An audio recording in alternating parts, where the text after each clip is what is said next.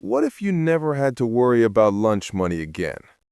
What if instead of rushing to make a sandwich, you could just stand in the sun for a bit? We're talking about the ultimate life hack. Humans with the ability to photosynthesize, to make our own food from sunlight, just like plants do. It sounds peaceful, right? A world free from grocery stores and cooking. But let's unspool this idea and see what it would really be like. First, we need to understand the basics. Photosynthesis is a plant superpower. They take carbon dioxide from the air, water from the soil, and use sunlight as the energy to bake that into glucose, sugar for food. The big question is, could we do it? Well, to run a solar-powered food factory, you need one key piece of equipment: leaves. Lots and lots of leaves. A single large tree has acres of leaf surface area. So, for an average human to get enough calories from the sun alone, we'd need a significant upgrade. Imagine waking up one morning with a giant leafy sail attached to your back. Or maybe your hair is replaced with delicate photosynthesizing fronds. To get your recommended 2,000 calories a day, you'd need about 3 square meters of leaf surface. That's roughly the size of a king-size bed sheet. You'd be a walking, talking salad.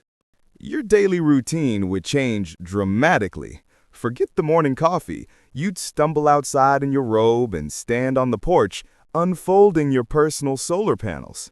Your commute would be a nightmare. Sorry I'm late, boss. There was a cloud. And your diet would become extremely boring. Photosynthesis only makes simple sugars. No protein, no fats, no complex nutrients. You'd be surviving on a constant internal IV drip of glucose water. You'd crave a pizza, but your body would be like, nope, we made our own lunch today. And here's the real catch: efficiency. Solar panels are pretty good at converting sunlight to energy. Plants, not so much. They only capture about 1 to 2% of the sunlight that hits them. You would have to stand perfectly still in direct, bright sunlight for hours to get a single meal. Let's do the math.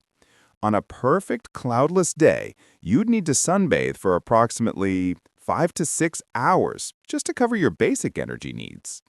Your entire social life would revolve around the sun. A date? Can we make it a midday picnic? I need to charge. A movie? Sorry, it's matinee or nothing. You'd become the most weather-obsessed person on the planet. A single rainy day would mean going to bed hungry. And this leads us to the big, shocking reveal of this whole scenario. Humanity would split. Not by race or nationality, but by latitude. Photosynthesis would only be a viable lifestyle near the equator, where sunlight is strong and consistent year-round. Populations would migrate massively toward the tropics.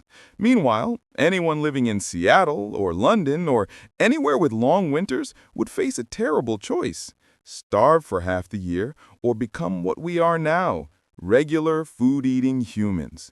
We'd have a two-class society: the sun feeders, lounging in tropical climates, green and serene, and the chewers, stuck in colder climates, still farming, still cooking, still dealing with the messy, delicious business of actual food.